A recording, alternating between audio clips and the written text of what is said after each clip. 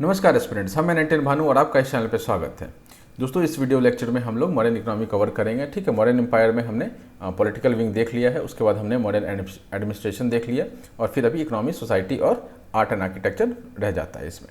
तो हम लोग अभी इकोनॉमी शुरू करेंगे और कोशिश करेंगे इसी में ख़त्म करें, but still we will not cross 30 to 40 minutes, उसके बीच में ही कहीं पर ये वीडियो लेक्चर रहेगा।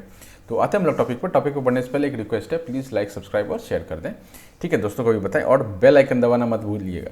ठीक है, चलिए आते हैं टॉपिक पर। तो पहला पॉइंट इसमें है कि सारा जो एक्टिविटीज़ था ना, all activities were state control. ठीक है, तो स्टेट क्या कर रही थी, सारा एक्टिविटीज़ को कंट्रोल कर रही थी। इकोनॉमिक एक्टिविटीज़ की बात कर रहे हैं। ठीक है, तो इकोनॉमिक एक्टिविटीज़ अगर देखा जाए कि इसका अगर इस तरह का कुछ हमारे देश में अभी के टाइम में हुआ है, ऐसा कुछ सोचा जाए तो एक 1960s 70s 80s का एक दौर था जिसमें हम लोग सोशलिस्टिक इकोनॉमी की तरफ झुकाव रखते थे और सारा कुछ जो है वो स्टेट करती थी, जैसे PSUs का बनाना, फिर जितने भी आपके एक्टिविटीज़ होते, मेजर एक्टिविटीज़ जो थे वो टीवी बनाना, फ्रिज बनाना, सब काम सरकारी करती थी। राइट, उसके बाद समवेयर इन 1991 जो है हमारा इकोनॉमी खुला तो बाहर कंपनियां यहाँ पर आई, मैन्युफैक्चर करना शुरू की, बट उससे पहले सारा कुछ गवर्नमेंट कंट्रोल टाइप का ही होता था। तो यहाँ पे भी उस टाइप का एक इकोनॉमी देखने के लिए मिलता है। ठीक है, जो लैंड है उस समय जो लैंड होता था उसको 3 भागों में बांटा गया था, सीता भाग और अदेव मात्रिक। ठीक है, सीता मतलब वो जो आपके सरकारी ज़मीन होंगे उसके सीता अध्यक्ष होते थे, वो हम लोग देख चुके हैं ऑलरेडी, गोल कर चुके हैं, नहीं किया तभी कर लेते हैं। तो इसके अध्यक्ष कौन होते थे? सीता अध्यक्ष, सीता अध्यक्ष, सीता अध्यक्ष, नहीं किया गोल। तो ये हमारा आ गया सीता लैंड, मैंने बताया था आपको सरकारी लैंड है, तो ये सीता अध्यक्ष आ गया। ठीक है, तो सरकारी लैंड है तो उस पर क्या ही मैंने उस टाइम में कुछ ज़्यादा मैन्युफैक्चरिंग वगैरह तो होता नहीं था, एग्रीकल्चर जो है वो प्राइम इकोनॉमी था, तो एग्रीकल्चर के बारे में हम लोग उस समय बात करते हैं। चलिए आते हैं टॉपिक पे। तो सीता लैंड पहला लैंड था, दूसरा लैंड क्या था? भाग लैंड था जो प्राइवेट लैंड था, और अदेव मात्रिक लैंड था दैट वाज इरिगेटेड लैंड। ठीक है, तो सीता और भाग जो है वो जो लैंड है आपका डिपेंडेंट था किस चीज़ पे? मानसून पे, ड्रेन्स पे डिपेंडेंट था। अदेव मात्रिक जो है वो मानसून पर तो रहा ही होगा, ठीक है, बट उसके अलावा उसमें इरीगेशन की फैसिलिटीज़ भी देखी जाती थी। ठीक है, 3 भाग में जो लैंड को कैटेगराइज किया गया था। राइट, इसके बाद नेक्स्ट पॉइंट आता है क्रॉप्स। जो मेजर क्रॉप्स थे उसमें आपके जो बेस्ट क्रॉप किसको बताया गया? पैडी को बताया गया। पैडी इज़ आपका जो धान होता है, धान या फिर चावल बोल सकते हैं आप। ठीक है, और वर्स्ट कौन सा होता था? Sugar cane. आज के डेट में भी वर्स्ट शुगर केन है। 5-6 साल आप लगातार शुगर केन की खेती कर दीजिए किसी भी प्लॉट पे, वो उस खेत की मैंने उस प्लॉट का जो है वो आपका प्रोडक्टिविटी जो है वो कम हो जाता है। राइट, नेक्स्ट पॉइंट क्या है? लैंड टैक्स कितना लगता था उस टाइम पे? लैंड टैक्स क्या है? 1/6 या फिर 1/4 लगता था ना। 1/6 या 1/4 ये क्यों ऐसा 2 नंबर दिया हुआ है? क्योंकि एक जो है वो आपको चाणक्य बताते हैं, दूसरा कौन बताते हैं आपको? मेगास्थनीज बताते हैं। तो मेगास्थनीज 1/4 बताते हैं और चाणक्य 1/6 बताते हैं। जितना भी आपका प्रोड्यूस होगा उसका 1/6 जो है वो आपका लैंड टैक्स में जाएगा ना। 1/6 वाला जो आपका नंबर है ये थोड़ा ज़्यादा मतलब क्या बोलेंगे उसको, सही है। ठीक है, 1/4 उनका जो मेगास्थनीज का जो रिकॉर्ड है वो थोड़ा सा मतलब इधर उधर का लगता है, बट स्टिल दोनों में से कुछ भी आ जाए तो आपको एक भी मार्क कर देंगे तो गलत नहीं होगा। राइट, इसके बाद नेक्स्ट पॉइंट आता है आपका सेतु बांध का। सेतु बांध क्या होता था? सेतु बांध वॉज एक्चुअली इरीगेशन फैसिलिटीज़। ठीक है, हमने अभी देखा कि अदेव मात्रिक एक लैंड था जिसपे इरीगेशन फैसिलिटीज़ थी, तो उसमें क्या देखा जाता था कि सेतु बांध बना करके वहाँ पर इरीगेशन प्रोवाइड किया जाता था। ठीक है, और जिस जगह पर ये आपका सेतु बांध था वहाँ पर आपको वाटर टैक्स लगता था। क्या लगता था? Water tax. ठीक है, ऑब्वियसली वाटर टैक्स क्यों लग रहा है? क्योंकि इरीगेशन करके हम उसको वाटर प्रोवाइड कर रहे हैं उस खेत को।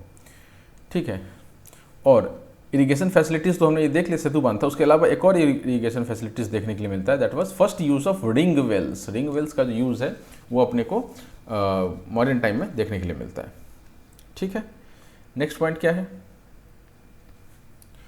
टोल्स लगते थे at the gates on goods brought to the town for sale. ठीक है, अब क्या है कि एक दुर्ग टाइप का एक जगह होता था, जैसे अब मैंने काफ़ी लेट तक ये चीज़ चला है, इनफैक्ट मुगल तक चला है, कि मुगल के टाइम में जो आजकल पुरानी दिल्ली बोलते हैं वो पूरा एक फोर्टिफाइड एरिया होता था। ठीक है, जो आपका फोर्ट है वो तो है ही है, उसका अपना एक बाउंड्री है। ठीक है, उसके अलावा जो जितने लोग रह रहे हैं उसको पूरा को घेर के रखते थे।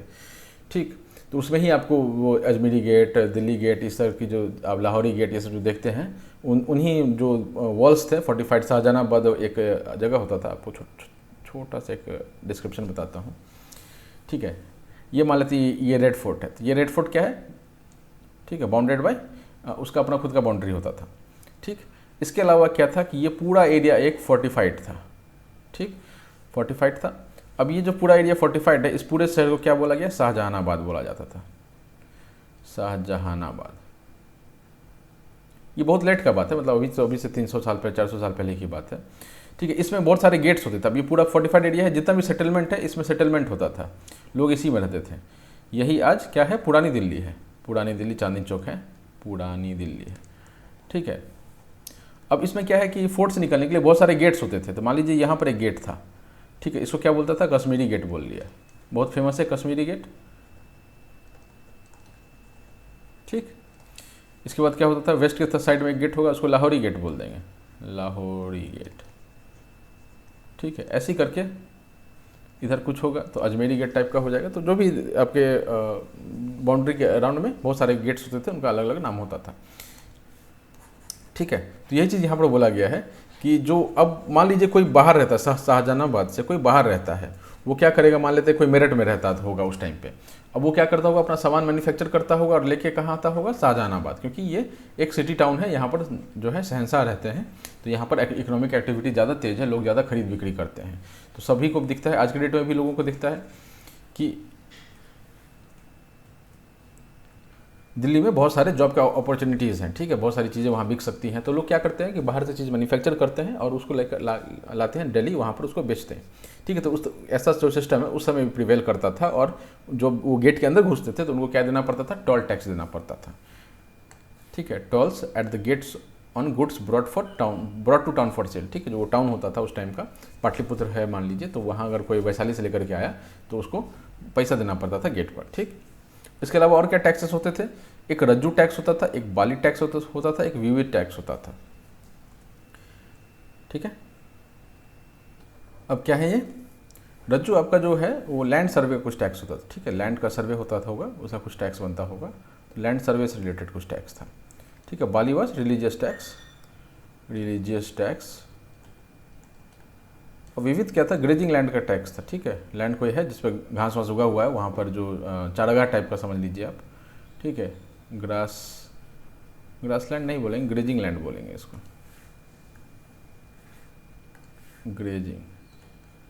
ग्रेजिंग लैंड का टैक्स होता था, ठीक है। तो ये 3 और टैक्स लगते थे। नेक्स्ट पॉइंट क्या है, स्टेट का मोनोपोली था, कुछ बिजनेस पे जो है स्टेट का मोनोपोली था, क्या था वो, mining, forest, salt, liquid sale, arms manufacturing, ठीक है। आर्म्स मैन्युफैक्चरिंग में आपके जो हैं उसके हेड जो होते थे वो लोहा अध्यक्ष होते थे, क्यों, क्योंकि आर्म्स जो है वो लोहा से ही बनता था उस टाइम पे, तो लोहा अध्यक्ष इसके हेड होते थे। अब ये देख लेते हैं लोहा अध्यक्ष हमारे पास यहाँ पर हैं या नहीं है। लोहा अध्यक्ष इस लिस्ट में तो नहीं है ना, लोहा सुपरिटेंडेंट ऑफ आयरन, ये देखिए लोहा अध्यक्ष। अब आयरन के सुपरिटेंडेंट हैं तो समझ सकते हैं कि आपके आयरन से रिलेटेड जो भी काम होता होगा उसके वो मोटा मोटी हेड टाइप के होंगे, ठीक है। तो आर्म्स मैन्युफैक्चर इसका लोहा अध्यक्ष है, और ये और भी चीज़ों के हेड रहे होंगे, मैंने लोहा से रिलेटेड जो भी काम होता होगा सारे के वो हेड होते होंगे, क्योंकि सुपरिटेंडेंट ऑफ आयरन है ये, ठीक। तो हमारा एक और कवर हो गया लोहा अध्यक्ष। नेक्स्ट पॉइंट आता है कि उस समय क्या है ना कि 2 टाइप का सिस्टम चलता था, ठीक है, खरीद और बिक्री के लिए 2 टाइप का सिस्टम चलता था। एक तो बार्टर सिस्टम कि भाई मैंने आपको दाल दे दिया, आप मुझे चावल दे दीजिए, गेहूं दे दीजिए, या फिर सब्जी वगैरह दे दीजिए, तो सामान के बदले सामान, ठीक है। तो आज के डेट में भी थोड़ा बहुत चलता है, ज़्यादा नहीं चलता है, ठीक है। बदलेन टाइप का जो वर्ड यूज़ करते हैं that is for barter system, कि मैंने आप ये ज़मीन रख लीजिए, मुझे वो वाली ज़मीन दे दीजिए, तो आप एक्सचेंज कर लेते हैं, राइट। तो ये बार्टर सिस्टम चलता था वहाँ पर। और दूसरा क्या था आपका, मॉनिटरी सिस्टम चलता था। तो पंच मार्क्ड कॉइन्स, पढ़ने, ठीक है। तो पढ़ने जो है वो आपका यूज़ होता था, जो मोस्टली सिल्वर के होते थे, और कॉमन यूनिट ऑफ ट्रांजैक्शन इसको बोला गया है, ठीक है। पंच मार्क्ड मतलब एक जो सिक्का होता है उस पर एक ठप्पा लगा हुआ होता है, ठप्पा मतलब थोड़ा धंसा हुआ रहेगा, राइट। तो वो धंसा हुआ जो दैट इज़ पंच मार्क। कुछ एक पंच होता है जो सिक्के पे मारते हैं और उसमें क्या होता है, एक धंसा सा कुछ बन जाता है, शेप बन जाता है बेसिकली, तो उसको पंच मार्क कॉइन्स बोला गया, पढ़ने में बोला गया है, एंड मोस्टली सिल्वर के होते थे। Department of industry and commerce जो है, department of industry and commerce, इसके अंदर में कुछ इसका कुछ काम था, या इसके अंडर में कुछ डिपार्टमेंट्स थे, फर्दर डिपार्टमेंट, छोटे छोटे डिपार्टमेंट्स थे जिनको ये सब ये कंट्रोल करता था। तो ये क्या करता था, पहला तो है आपका control retail and wholesale price, ठीक है। तो प्राइस कंट्रोल का काम यहाँ पर होता था। कंट्रोल वेट्स एंड मेजर्स, ठीक है। कस्टम ड्यूटीज़ लेवी करता था। इंश्योर्ड स्टडी गुड सप्लाई, ठीक है। अब अचानक सप्लाई कर देंगे तो दाम गिर जाएगा, ठीक है, और एकदम से सप्लाई नहीं करेंगे तो दाम बढ़ जाएगा, है ना। तो उस चीज़ को रोकता था ये इंश्योर्ड स्टडी गुड सप्लाई, ठीक। कस्टम ड्यूटी समझ में आता है आपको। वेट एंड मेजर्स जो है वो जो आपका कि तौलने का जो वो होता है ना, बटखरा हम लोग बोलते हैं, बट जो वो वेट्स होते हैं ना 1 किलो 2 किलो का जो आयरन का बना हुआ होता है, राइट, तो उसको आप मतलब उसका क्या एक्चुअल वैल्यू होना चाहिए वो उसका डिपार्टमेंट देखने काम होता है, कोई कम ज़्यादा करके तो नहीं बेच रहा है, ठीक है। रिटेल एंड होलसेल प्राइस भी का भी ये कंट्रोल रखते थे, एंड रेगुलेटेड फॉरेन ट्रेड को भी ये कंट्रोल करते थे। तो मोटा मोटी बहुत बड़ा लेवल पर ये काम हो रहा है, राइट। अब ये वेट और मेजर्स जो हैं, इसके अंदर में एक चीज़ है, एक पॉइंट है, that is units of measurements क्या होते थे उस समय, ठीक है। इसके अंदर जो पॉइंट है उसमें ये बोला गया है कि यूनिट्स ऑफ मेजरमेंट जो है वो क्या है, ठीक है। तो द्रोण जो है यूनिट ऑफ मेजरमेंट था ग्रेन के लिए, एंड निवर्तना जो था यूनिट मेजरमेंट के लिए वो लैंड के लिए था, ठीक है। आजकल ग्रेन तो है वो केजी में चलता है, आजकल क्या केजी में चलता है ना, और लैंड क्या चलता है, हेक्टेयर में चलता है, डेसिमल में चलता है ना। तो उस समय निवर्तना जो है ये यूज़ होता था। चलिए नेक्स्ट पॉइंट मूव करते हैं। पढ़ने वाला पॉइंट देख लिया है, ठीक है। हाँ, नेक्स्ट पॉइंट है कि ट्रेडर्स वेयर ऑर्गेनाइज्ड इन श्रेणीज या गिल्ड, ठीक है। तो ये क्या करते थे ना, अपना एक यूनियन बना के रखते थे और उसको क्या बोला जाता था, श्रेणीज बोला जाता था। एक्चुअल वर्ड है श्रेणीज, ठीक है। अब उसका जो आप इंग्लिश ट्रांसलेशन कर देंगे तो वो गिल्ड्स हो जाता है। तो ट्रेडर खुद को ऑर्गेनाइज करके रखते थे, एक यूनियन लगा कर, यूनियन फॉर्म करके रखते थे, ठीक है। उस समय जब पोर्ट्स होता था उसमें 2 पोर्ट्स, मेजर पोर्ट्स हैं जिनका नाम दिया हुआ है, दैट इज़ वेस्ट कोस्ट पे क्या है एंड ईस्ट कोस्ट पे क्या है। ईस्ट कोस्ट पे आपका ताम्रलिप्ति है, क्या है, ताम्रलिप्ति, बंगाल में पड़ता है।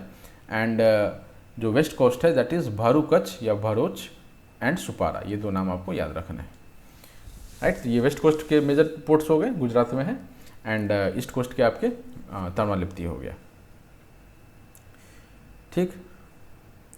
लैंड रूट्स, जब ट्रेड करना है, मान लीजिए इकोनॉमी में आपका ट्रेड हो रहा है, तो ऑब्वियसली आप सामान कहीं से कहीं और लेकर के जाएंगे, तो उसके लिए क्या होना चाहिए, लैंड रूट्स होने चाहिए। लैंड रूट्स में कौन से हैं, उत्तर पथ और दक्षिण पथ, ठीक है। अब ये उत्तर पथ और दक्षिण पथ आपके स्टेट्स के भी नाम थे, प्रोविंसेस के भी नाम थे उस टाइम पे, और वहाँ पर एक रास्ता भी होता था जिसको उत्तर पथ और दक्षिण पथ बोला गया। उत्तर पथ किसको बोला गया, बंगाल टू पेशावर, ठीक है। बंगाल से पेशावर जो रास्ता जाता था उस टाइम पे उसको उत्तर पथ बोला गया। एंड श्रावस्ती टू प्रतिष्ठान जो रास्ता जाता था उसको क्या बोला गया, दक्षिण पथ बोला गया।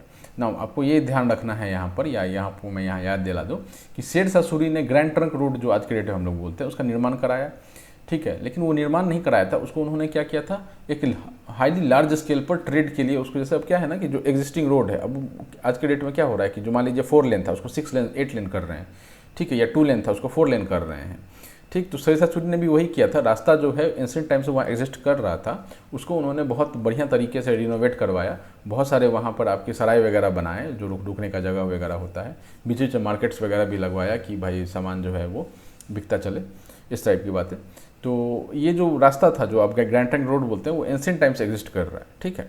बट जो हम इतिहास में, हमारे इतिहास में लिखा हुआ है कि शेर शाह सूरी ने उसका निर्माण कराया, नहीं निर्माण नहीं कराया, उसका रिनोवेशन कराया था और बहुत लार्ज स्केल पर रिनोवेशन कराया था, इसलिए उसका क्रेडिट उनको दिया जाता है, ठीक है। Details of relief during, okay, details of relief measures during famine. तो हमारे पास 2 कॉपर प्लेट हैं, that is Sohgaura and Mahasthan copper plate हैं, ठीक है। इस पर क्या आपको डिटेल मिल जाते हैं कि फेमाइन के दौरान, मतलब जब सूखा पड़ा तब क्या रिलीफ मेजर्स लिया गया, उसका जो आपका डिस्क्रिप्शन है वो आपको यहाँ मिला जाता है। अब ये इस पॉइंट अपने आप में कुछ नहीं है, बट हाँ आपसे अगर पूछ दिया जाए सवाल में, एक 1 लाइनर के लिए एक सवाल पूछ दिया जाए कि मौर्यन टाइम में रिलीफ मेजर्स ड्यूरिंग फेमिन जो है वो आपको किस प्लेट पर मिलता है, तो आपको 2 प्लेट का नाम याद रखना है, सोहगौड़ा एंड महास्थान, ठीक।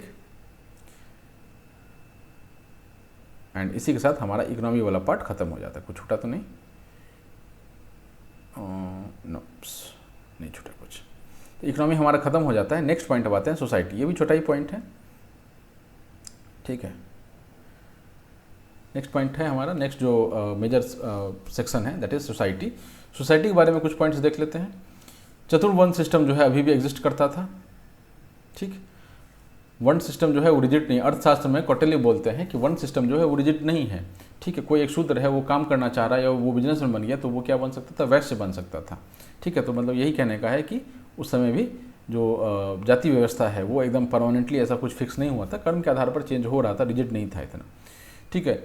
शूद्र जो है उनको आर्यन कम्युनिटी का बताया गया हुआ है and they are different from मलेच्छ, जिनको नॉन आर्यन कम्युनिटी का बोला गया है। ठीक है, तो 2 वर्ड यूज़ किया है अर्थशास्त्र में कौटिल्य ने। शूद्र को इन्होंने आर्यन कम्युनिटी का बोला है एंड मलेच्छ को इन्होंने नॉन आर्यन कम्युनिटी का बोला है। इन दोनों में कुछ डिफ्रेंशिएशन किया है, राइट। नेक्स्ट पॉइंट, यही मैं आपको बता रहा था, reduction in gap between Vysya and शूद्र के बीच में जो गैप था उसको जो है वो गैप कम होता चला गया। क्यों? क्योंकि उनका जो कर्म है वो बदलता चला गया। कुछ शूद्र जो हैं वो ऑब्वियसली व्यापार वगैरह ट्रेड वगैरह करने लग गए होंगे, तो वो भी वैश्य की कम्युनिटी में आ गए होंगे।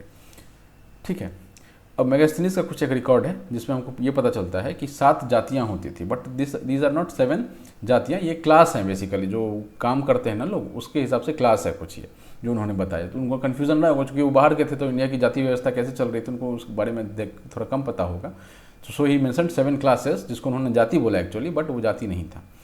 ठीक, तो 7 क्लासेस क्या है, तो आपको ये पहला तो ये नंबर ध्यान रखना है कि मेगास्थनीज जो हैं वो 7 क्लासेस बताते हैं। ठीक है, ये आपके 7 क्लासेस हैं, philosophers, farmers, soldiers, herdsman, artisans, magistrates and councillors. ठीक है, इनको ये 7 बताया जाता है।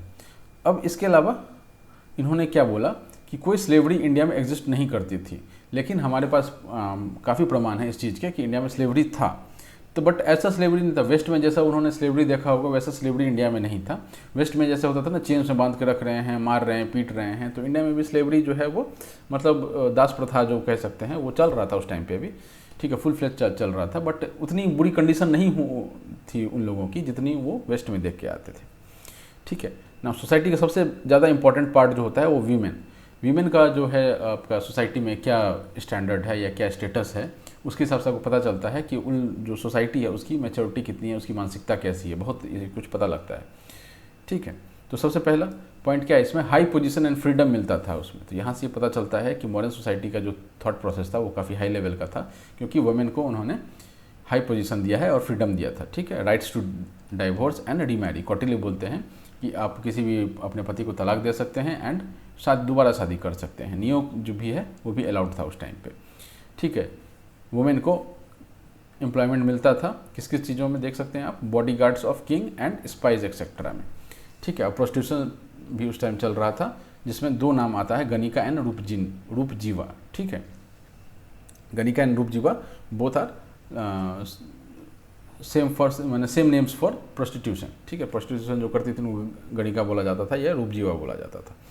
ठीक है, अब इसमें कुछ है कि रूपजीवा क्यों बोला जाता था, गणिका क्यों?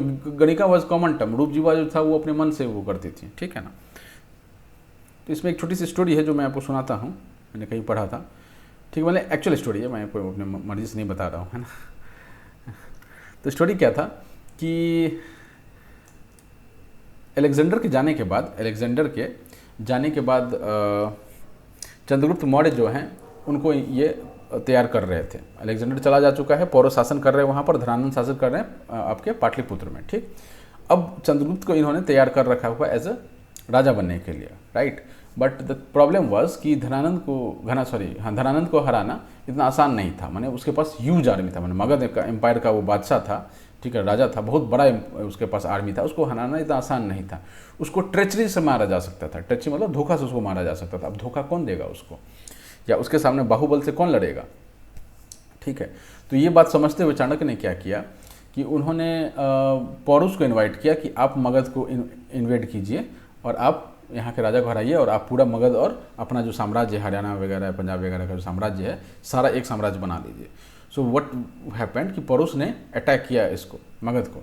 ठीक है, although Magadh was very strong but still पौरुष वाज मतलब मोर स्ट्रॉन्गर। ठीक है, तो उन्होंने उसको डिफीट कर दिया and he was there in Pataliputra. तो पाटलिपुत्र में जब जीत के बाद शाम को वो पहुँचते हैं तो उनका भव्य स्वागत किया जाता है पौरुष महाराज का, और उन्हें बोला जाता है कि आपका हम जो चाणक्य हैं वो कहते हैं कि आपका हम जो राज तिलक है वो कल करेंगे। ठीक है, आपको सिंहासन पर बैठने का जो कार्यक्रम है, कल का दिन बढ़िया है, कल हम करेंगे आपका राज तिलक। ठीक है, तो अपना शाम आप एंजॉय कीजिए, और वो कह के वो चले जाते हैं। ठीक, तो पुरुष भी सोचते हैं यार ठीक है, मैंने ये है पंडित आदमी है, बोला है कल ऐसा होना है, ये होना है। तो अब का सीन समझिए कि उस शाम का क्या सीन था कि धनानंद हार चुका था। ठीक है, और वहाँ पर आपका पौरुष जो है वो आकर के बैठ चुका था। ठीक है, और बैठ चुका था, उसका कोरोनेशन जो है कल होना है। अब ऐसे केस में जो है उसको एंजॉय करने के लिए छोड़ देते हैं, तो ही वॉज फ्री कि मुझे कौन मार देगा। पोरुस वॉज लाइक हट्टा कट्टा होता था, 7 फीट का आदमी था, मुझे कौन मार देगा। तो उसी में क्या होता है कि चाणक्य के पास 20 कन्याएँ होती थी। व्हाट इज़ 20 कन्या? तो ये क्या करते, चाणक्य क्या करते थे, 15-20 आई गेस, ठीक है, एक नंबर मैं ऐसी बता रहा हूँ कि 15-20 ऐसी उनके पास लड़कियाँ होती थी जिनको ये स्लो पॉइजन देते थे, ठीक है, धीरे धीरे उनको विष देते थे वो। और वो विष से क्या होता था, उनका बॉडी जो है, वो वीमेंस जो थे उनका जो बॉडी था वो अडेप्ट करता जाता था उस विष को, ठीक है। इतना ज़्यादा नहीं दे देते थे कि वो मर जाए, थोड़ा थोड़ा देते थे, थोड़ा थोड़ा डोज देते थे। He knew how to handle it. तो उन्होंने 20 कन्याओं को या 25 कन्याओं का, ऐसा पर कन्या का एक झुंड तैयार करके रखा हुआ था, ठीक है, जिनको वो स्लो पॉइजन दे करके उन्होंने उसको पॉइजनस बना दिया था। And whoever she kissed will die, ठीक है, जिसके साथ भी वो किस करेगी या ऐसा कुछ, तो वो मर जाएगा, या किसी को काट भी लेगी ना तो वो मर जाएगा आदमी, क्योंकि ये विष कन्या बन चुकी हैं। धीरे धीरे इनको पॉइजन दे करके ओवर द टाइम इनको भी पॉइजनस बना दिया गया हुआ है, राइट। तो अब क्या किया इन्होंने, क्या किया, अपनी कुछ विष कन्याओं को पोरुस के पास भेज दिया, ठीक है। रात भर ऐसा रहा और सुबह तक पोरुस महान चल बसे, ठीक है, और सिंहासन खाली पड़ा हुआ था, चंद्रगुप्त तैयार बैठे थे और उनको बैठा दिया गया और एक साथ उनके पास एक बड़ा सा एम्पायर आ जाता है, करेक्ट। तो इस तरह की कुछ पॉलिटिक्स थी, कहीं मैंने पढ़ा था ये स्टोरी, तो मैंने सोचा आपको सुना दूँ, ठीक है, just for the break. Last topic आते हैं मॉडर्न आर्ट पर। थोड़ा ये टॉपिक बड़ा है एंड आई गेस अभी 20 मिनट के लगभग हुए हैं, तो हम लोग इसको ख़त्म कर लेंगे इसी पार्ट में, ठीक। तो follow my arrows. Modern art, तो मॉडर्न आर्ट में जो एक हिस्टोरियन है आनंद कुमार स्वामी, उनके हिसाब से 2 पार्ट में इसको विभाजित किया गया है हुआ है। और ये आपको कहाँ पर देखने के लिए मिलता है, ये आपका डुसेंट में देखने के लिए मिलता है। तो पहला तो इन्होंने क्या कैटेगरी बनाया है, रॉयल कोर्ट आर्ट बनाया है कि रॉयल जो कोर्ट है, और दूसरा फोक आर्ट बनाया है कि जो नॉर्मल लोग करते हैं, ठीक है। रॉयल कोर्ट मतलब जो जिसके पैसे जो हैं वो कौन दे रहा है, राजा दे रहा है, और फोक आर्ट जो है वो जो अपने मन से कर रहे हैं और वो कहीं जाके बेच रहे हैं, दैट इज़ फोक आर्ट, ठीक है। तो रॉयल कोर्ट आर्ट में क्या आता है कि royal palace of Chandragupta Maurya, ठीक है, ये एक कुम्हड़ार पटना में इसका अवशेष मिला है, बहुत बड़ा एक इनका रॉयल पैलेस होता था, लकड़ी का बना हुआ होता था, ठीक है। तो ये रॉयल कोर्ट आर्ट में आ गया, ठीक है, कुम्हड़ार पटना में इसका ये मिला है। This is important for BPSC. Chandragupta Maurya का जो पैलेस है वो आपका कुम्हड़ार पटना में मिला है। Next point is city of Pataliputra. City of Pataliputra जो है वो अपने आप में कलात्मक था, ठीक है। अशोक का पिलर हो गया, केव हो गया, स्तूप हो गया, ठीक है। ये फिर से केव लिखा हुआ है, एक सेकेंड,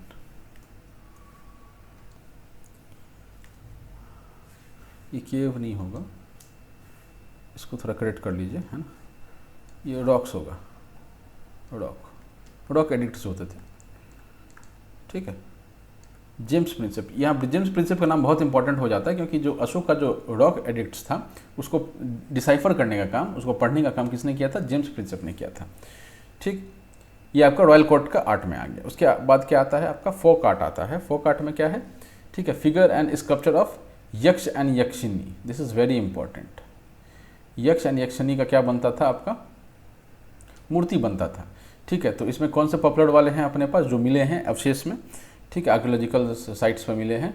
यक्षा ऑफ परखम, ठीक है, मथुरा में है ये, ठीक है। यक्षिनी ऑफ बेसनगर विदिशा, आज के डेट में भी विदिशा बोलते हैं इसको। यक्षिनी ऑफ दीदारगंज पटना, ठीक है। तो ये this is important for BPSC again, ठीक है। जो भी बीपीएससी दे रहे हैं उनके लिए बहुत ज़्यादा इंपॉर्टेंट है ये पॉइंट कि पटना में या फिर बिहार में, ठीक है, कौन सी जगह पर हमको यक्षिनी का मूर्ति मिला है, ठीक। तो ये कहाँ की जगह है, दीदारगंज पटना में मिला है, ठीक है। Besnagar Vidisha and परखम that is Mathura, ठीक। इसके अलावा टेराकोटा ऑब्जेक्ट्स मिले हैं हमको,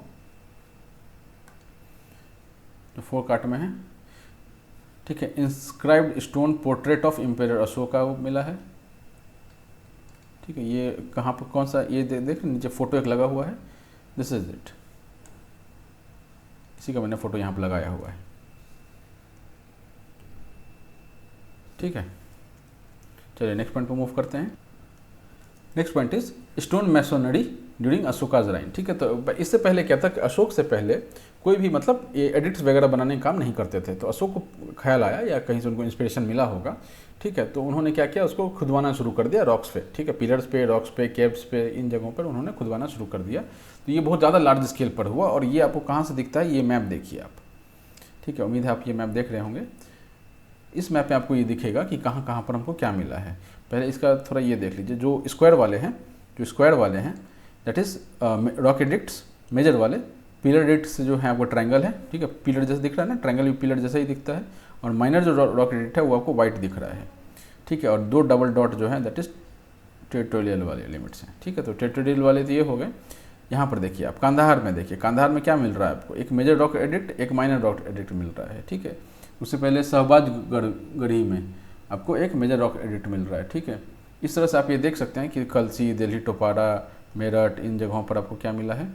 दिल्ली टोपारा और मेरठ में आपको मिला है पिलर एडिक्ट्स, एंड ये जो आपके एरिया है यहाँ पर आपको माइनर रॉक एडिक्ट्स मिले। इस तरह से लौरिया नंदनगढ़ यहाँ पर है, लौरिया अराराज यहाँ पर है, कौसम्बी जो है प्रयागराज के पास है, लुम्बिनी नेपाल में है, रामपुरवा बिहार में है, ठीक है। तो इस तरह की जो जगह हैं, तो आप ये समझ सकते हैं कि कितने लार्ज स्केल पर और कितना मतलब बड़ा एरिया को ये कवर कर रहा है। देख रहे हैं ना, पूरा एम्पायर, पूरा भारतवर्ष में ये फैला हुआ है, ठीक है। एम्पायर अशोक का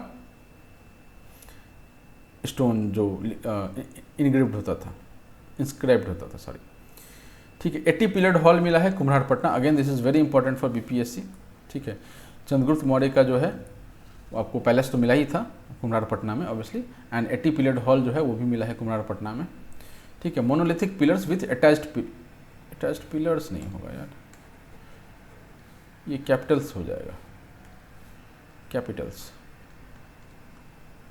ठीक है। मोनोलिथिक पिलर के कहने का क्या मतलब है कि इस फोटो को आप देख रहे हैं ना,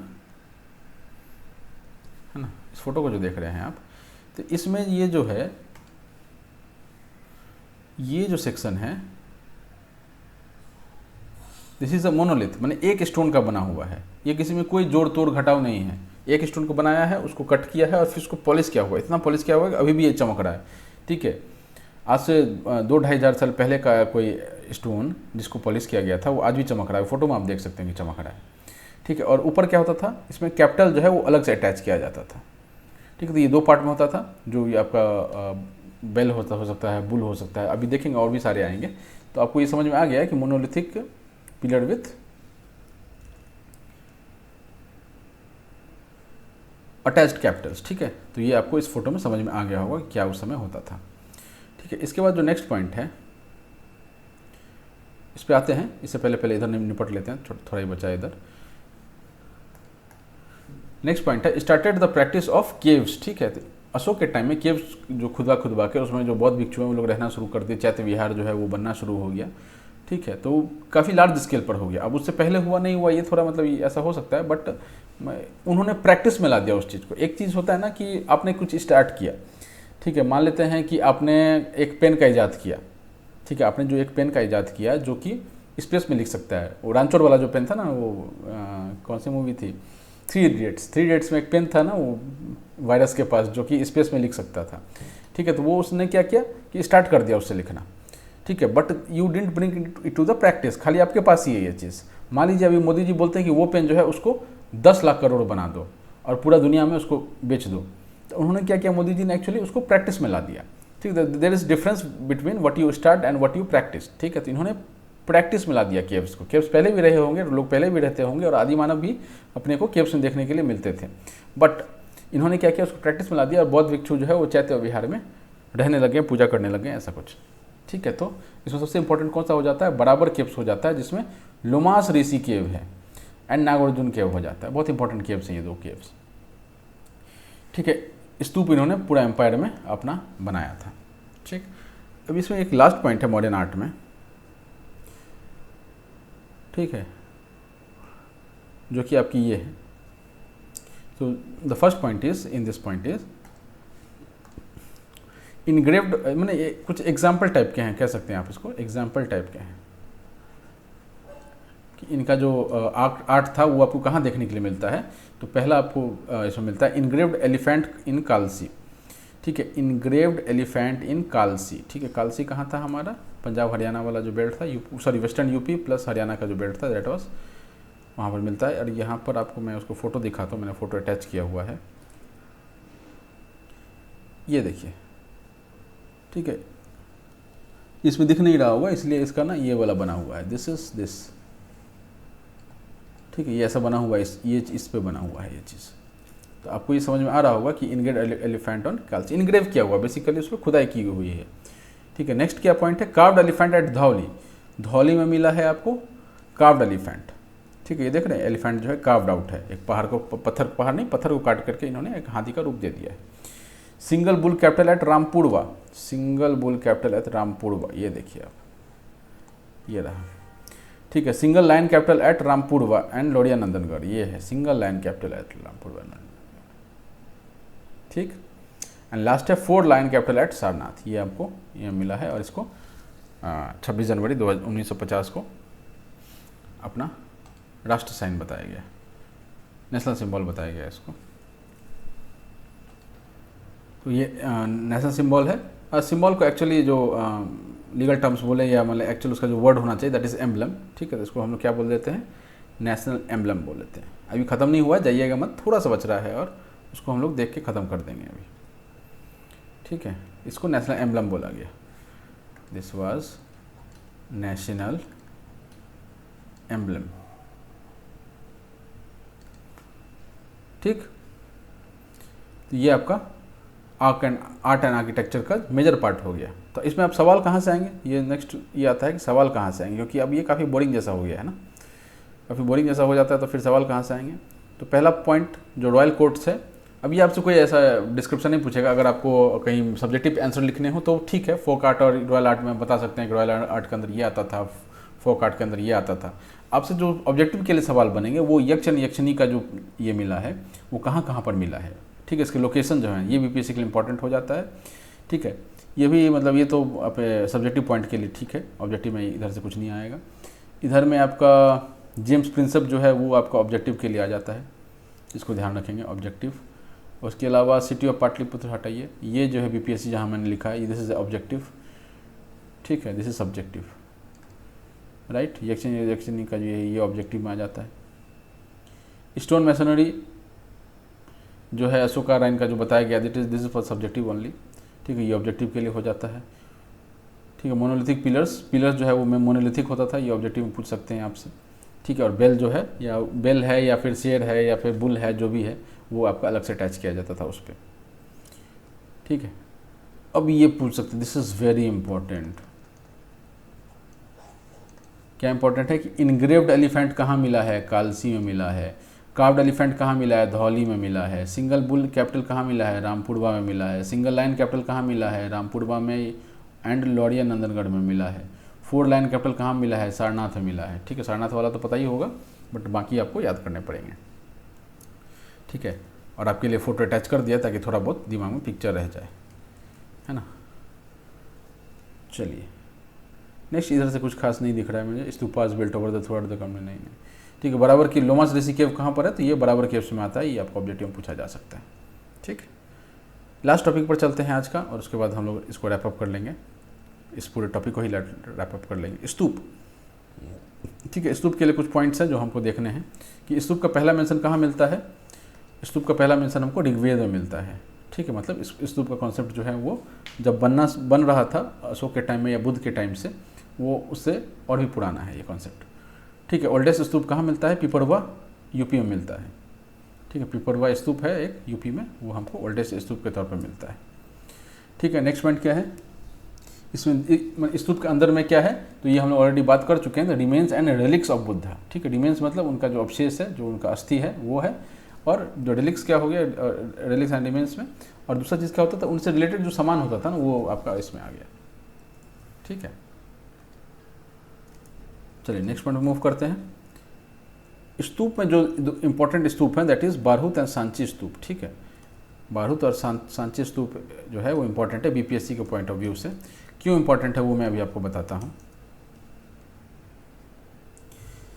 क्योंकि यहाँ पर ना दोनों ही जगहों पर आपको पाटलिपुत्र का नाम देखने के लिए मिलेगा। पाटलिपुत्र का नाम कहने का मतलब मगध के जो राजा थे पुष्यमित्र शुंग, उनका नाम देखने के लिए मिलता है। ठीक है, तो पहला आ जाते हैं हम लोग सांची स्तूप पे। कहाँ पर है ये, रायसन में है, एमपी में। ठीक है, अशोक ने इसको बनाया, ब्रिक एंड वुड का ये बना हुआ था। ठीक है, ट्रॉयलर डिस्कवर्ड जो है, ट्रॉयलर एक अंग्रेज हैं, इन्होंने इसको डिस्कवर किया है बेसिकली। ठीक है, 1818 में डिस्कवर करते हैं। एक्चुअली जो ओवर द टाइम जो है ना उसको मतलब भूल गए लोग। ठीक है, छोड़ दिया, भूल गए, मतलब इतना इंपॉर्टेंट नहीं होता था। ठीक है। आज के डेट में अगर ऐसा सोच लीजिए कि आज के डेट में अगर कोई बिल्डिंग है, ठीक है, वो डेजर्टेड बिल्डिंग है, उसको किसी ने छोड़ दिया, 200 साल बाद वही बिल्डिंग जो है वो वापस इंपॉर्टेंस का हो जाएगा। क्यों इंपॉर्टेंस का हो जाएगा? अरे भाई 200 साल पुराना है, लेकिन जब ये था तब वो किसी काम का नहीं था, बेकार था वो, ठीक है। तो ट्वाइलाइट इसको डिस्कवर करते हैं। 3 स्तूप है इसके, मतलब एक कॉम्प्लेक्स टाइप का, जिसमें 3 स्तूप देखने के लिए मिलता है। महास्तूप देखने के लिए मिलता है, काल स्तूप और स्तूप 3 देखने के लिए मिलता है। जो आपका जो महास्तूप है ये इंपॉर्टेंट हो जाता है कि पुष्यमित्र शुंग, ये बीपीएससी के लिए नाम जो है इंपॉर्टेंट है, क्योंकि ये हमारे मगध से बिलोंग करते थे, मगध के राजा थे। Constructed Vedika of the stones. अभी वेदिका क्या है देखेंगे अभी, बट अभी के लिए समझिए कि उन्होंने वेदिका बना दिया स्टोन्स का। वेदिका बाउंड्री होता था बेसिकली, तो देख लेंगे अभी, राइट। तो सांची स्तूप जो है उसका कॉम्प्लेक्स है, उसको डिस्कवर करने वाले टॉयलर हैं। उसमें जो एक महास्तूप है उसकी वेदिका का निर्माण पत्थर से पुष्यमित्र शुंग ने किया था, ठीक है। इसलिए ये इंपॉर्टेंट हो जाता है बीपीएससी के लिए, और कोई इंपॉर्टेंट नहीं है इसमें, ठीक है। कब डिस्कवर हुआ कोई जानने की जरूरत नहीं है। जगह तो आप याद रखिएगा ही, बनाया किसने? अशोक ने बनाया था उसको ब्रिक सैंड से, brick and would say, correct. Next point पर चलते हैं। बारूद स्तूप। बारूद स्तूप, इसका फाउंडेशन किसने ले किया था? अशोक ने। खत्म किसने किया था? अगेन पीएस शुंगा, ठीक है। पुष्यमित्र शुंग का फिर से एक बार नाम आता है। इन्होंने क्या किया था? इसको खत्म करवाया था। Although this was started by Ashoka but finished by Pushyamitra Shunga, और इसीलिए इंपॉर्टेंट हो जाता है। डिस्कवर करने वाले कौन है इसको? अलेक्जेंडर कनिंघम है इसके डिस्कवर करने वाले, ठीक है। रेड सैंडस्टोन से ये बना हुआ था, ठीक है। वो ब्रिक से बना हुआ था, वुड से बना हुआ था, ये रेड सैंडस्टोन से बना हुआ था। नाउ इसको याद कैसे रखें? बारूद जो है उसको अलेक्जेंडर, ये क्या ए बी बोल सकते हैं, ए बी स्तूप, अलेक्जेंडर बारूद स्तूप, ऐसा आप याद रख लीजिए। एंड इसका ट्वाइलर, ठीक है, एस टी स्तूप। एस टी क्या हो गया? सांची ट्वाइलर स्तूप। तो ऐसे याद रख लेंगे तो इनका खोजने जो है करने वाले हैं उनका भी नाम आ जाएगा, ठीक है। चलिए थोड़ा इसका आर्ट एंड आर्किटेक्चर देख लेते हैं। बेसिकली आर्ट नहीं है, ये आर्किटेक्चर है। आर्किटेक्चर ऑफ स्तूप देख लेते हैं और हम लोग खत्म कर देंगे। अच्छा, एक और पॉइंट है, मिसलिनियस पॉइंट है कुछ, ठीक है। ऑलमोस्ट लास्ट चल रहे हैं, बस 5 से 7 मिनट और लग जाएगा मैक्स, खत्म कर देते हैं इसको। चलिए आ जाइए टॉपिक पे। तो हमारा जो ये जो स्तूप है, इसकी जो कला है, इसमें क्या देखने के लिए मिलता है? पहले तो आप ये वो नाम छोड़िए, नाम पर बाद में आएंगे, पहले इसकी कला क्या है, ठीक है। कला ऐसा है कि एक बाउंड्री बना हुआ है ना, ये बाउंड्री बना हुआ है, ठीक है। उसके बाद एक रास्ता है, ठीक है। फिर एक बाउंड्री बना हुआ है, फिर एक रास्ता है, फिर एक ये अंडाकार है, गोलघर टाइप का। पटना का गोलघर देखे होंगे शायद आप लोग, है ना? नहीं देखें तो सर्च कर लीजिए जो बाहर के लोग हैं, ठीक है। एक अंडाकार कुछ बना हुआ है और उसके ऊपर भी एक अगेन एक बाउंड्री है और उसके अंदर कुछ है, ये इसका ये है। कहीं कहीं पर क्या होता है कि ये अंदर वाला बाउंड्री नहीं होता है, कहीं कहीं पर ये अंदर वाला बाउंड्री नहीं होगा, सिर्फ एक पहला एक बाउंड्री होगा, रास्ता होगा और फिर सीधा अंडाकार हो जाएगा, कुछ ऐसा।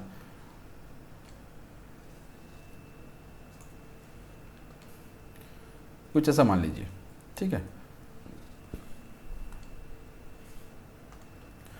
वापस आइए पिक्चर पे।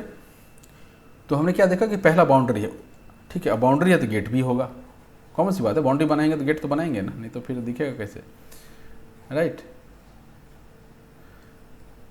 तो पहला क्या बनता है? इस बाउंड्री को क्या बोला गया? वेदिका बोला गया, वेदिका बोला गया। इस बाउंड्री को वेदिका बोला गया, ठीक। अभी देखा था हमने पुष्यमित्र शुंग ने सांची स्तूप का, वेदिका का निर्माण पत्थर से करवाया था, ठीक, देखा था ना यहाँ पे। तो ये वेदिका हो गया, इसी का निर्माण उन्होंने पत्थर से करवाया था। तो वेदिका का काम क्या है? बाउंड्री का काम क्या होता है कि आपका जो प्राइवेट लैंड है वो बाहर के लैंड से अलग करना, ठीक है। आपके घर में अगर बाउंड्री है, या आपके स्कूल में बाउंड्री, आपके कॉलेज में बाउंड्री, आपके वर्क प्लेस में बाउंड्री, जहाँ भी बाउंड्री है, उसका काम क्या है? आपका जो वो डिमार्केशन पॉइंट है जहाँ से ये पता चलता है कि अंदर वाला भाग जो है वो इंस्टीट्यूशन, किसी का घर या कुछ है, प्राइवेट प्रॉपर्टी है, और उसके बाहर वाला चीज़ है वो किसी और का प्रॉपर्टी है, प्राइवेट पब्लिक जो भी हो, लेकिन किसी और का है, मेरा नहीं है। अब अपने ही घर के बीच में कोई बाउंड्री नहीं बनाता है, ठीक है। चलिए, तो वेदिका जो है क्या होता है? बाउंड्री होता था। एक क्या होता था? बाउंड्री, ठीक। इसका सिग्निफिकेंस क्या है था? To separate holy site from rest of the world, ठीक है। बाहर की दुनिया से जो वो पवित्र स्थल है उसको अलग करना, ठीक है। अब ये बाउंड्री है तो गेट भी होगा, ठीक है। तो गेट को क्या बोलता था? तोड़न बोला जाता था, तोड़न, अड़ा है, अड़ावण वाला, है ना। तो तोड़न बोला जाता था। तो ये क्या करता था? टू कन्वे, ये 4 तोड़न होते थे, ठीक है ना। ये वेस्ट में है मान लेते हैं, तो ये ईस्ट में होगा, ये फिर ये नॉर्थ में होगा, फिर ये साउथ में होगा, ठीक ठीक, तो चारों दिशाओं में ये तोरण बनता था to convey Buddha's message in all 4 directions. तो बुद्ध का जो मैसेज है वो चारों दिशा में फैलाने के लिए ये तोरण बना जाता था। आज के डेट में भी गेट को तोरण कई जगह बोलते हैं, शादी में बोलते हैं ना कि तोरण गेट बना रहा है, तोरण द्वार बनेगा, ऐसा कुछ। तो तोरण वर्ड आज भी चलता है। तो आपको समझ में आ गया, एक बाउंड्री हो गया, उसका गेट हो गया, ठीक, ये दो चीज़ इंपॉर्टेंट हो गया। चलिए नेक्स्ट पॉइंट आता है कि मान लीजिए आपका जो घर है, घर के बाहर में थोड़ा चलने का रास्ता होगा, चारों घर बनाते हैं तो चारों साइड अगर जगह है तो चलने का रास्ता होता है, तो उसको बोला गया प्रदक्षिणा पथ, ठीक है। तो पथ है उसको प्रदक्षिणा पथ बोला गया। इसी पर ये क्या कर देते हैं, आपका गोल गोल घूमने का काम करते हैं लोग। इसके बाद आ जाता है आपका घर। घर क्या है आपका, अंडाकार में है, अंडा अंडा लिखा हुआ है बट दिस इज अंड, ठीक है। तो अंड जो है ये पीस सिंबल होता था, ठीक है। इसके बाद क्या होता था, नेक्स्ट बाउंड्री होता था, इसको हर्मिका बोला गया है, ठीक है। दिस इज हर्मिका, ठीक है। तो ये बाउंड्री या फिर रेलिंग बोल लीजिए, क्योंकि छत पे है तो रेलिंग है ये, ठीक है। तो रेलिंग जो बना हुआ है जिसको हर्मिका बोला गया, इसका मतलब सिग्निफिकेंस क्या है, गॉड्स हाउस है, ठीक है। सिग्निफिकेंस क्या है दोस्तों, गॉड्स हाउस या फिर सिंबल ऑफ प्योरिटी बोल सकते हैं आप इसको, गॉड्स हाउस या फिर सिंबल ऑफ प्योरिटी, करेक्ट। इसके अंदर क्या मिलता है आपको, छतरी मिलता है। छतरी का इंपॉर्टेंस क्या, ये जो है ये छतरी है, छतरी का इंपॉर्टेंस क्या है, बुद्धास थॉट्स, ठीक है। और उनका थॉट्स क्या थे, रेवरेंस, रिस्पेक्ट एंड जेनरोसिटी, ये तीन उसका थॉट्स है बुद्ध का, तो ये आपको बोला गया है, ठीक है। तो इसी के साथ बुद्धा के थॉट्स के साथ अपने को स्तूप का प्लान समझ में आ गया, ठीक है। तो एक वेदी का बाउंड्री हो गया, गेट हो गया तोरण, ठीक है। उसके अंदर अंड हो गया, ठीक, उसके चारों साइड में प्रदक्षिणा पथ हो गया, और ऊपर में एक रेलिंग हो गया दैट इज हर्मिका, और उसके अंदर एक छतरी हो गया दैट इज बुद्धा का थॉट को रिप्रेजेंट करता है, ठीक है। अभी एक लास्ट पॉइंट है, इसके बाद हमारा खत्म हो जाएगा। मिसलेनियस पॉइंट मैंने इसको डाला हुआ है। पहला पॉइंट क्या है मिसलेनियस पॉइंट्स में, कि अशोक का जो पिलर वगैरह था, वो कुछ पिलर जो है उसका नाम बाद में भी देखने के लिए मिलता है, तो जब आएगा तो देखेंगे ही।